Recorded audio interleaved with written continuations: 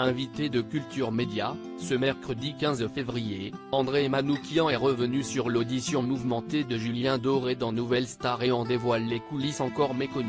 La séquence a marqué l'histoire de Nouvelle Star. Lorsque Julien Doré se présente aux auditions du Télécrochet en 2007, il se fait conduire par Marianne James avant même d'avoir chanté, car il souhaite s'accompagner de son ukulélé.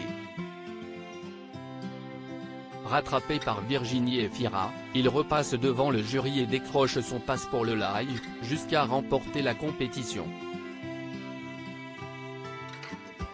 Invité de Culture Média, ce mercredi 15 février 2023, à l'occasion de la diffusion d'une émission célébrant les 20 ans du programme, ce soir sur M6, André Manoukian a révélé que les choses ne s'étaient, en réalité, pas exactement passées comme ça.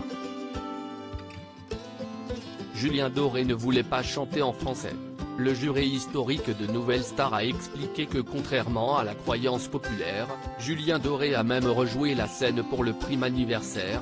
Ce n'est pas le coup du ukulélé, qui lui avait valu au chanteur d'être recalé. Si est que chaque candidat devait préparer une chanson en anglais et en français. Il arrive, on lui demande ce qu'il va nous chanter et il nous dit « Bah j'ai une chanson en anglais que je vais chanter avec mon ukulélé », on dit d'accord et on demande ce qu'il a prévu sans le ukulélé mais en français, quoi. Et il répond « Bah je n'ai pas de chanson », alors qu'ils étaient tous briefés quand même.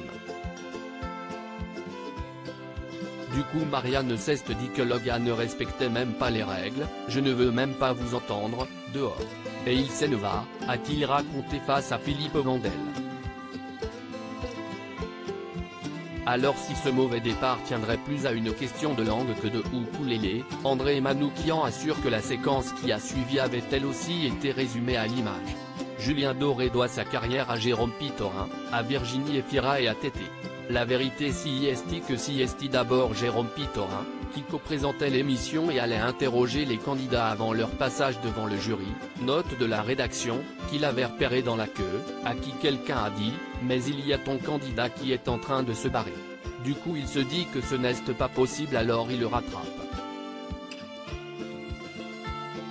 On appelle Virginie Efira pour lui dire de faire quelque chose. Elle lui parle pour le convaincre de chanter une chanson en français, mais il ne connaît pas. Les casteurs arrivent aussi et lui proposent plusieurs choses, jusqu'à ce qu'il y en ait un qui lui demande s'il ne veut pas chanter à la faveur de l'automne de Tété.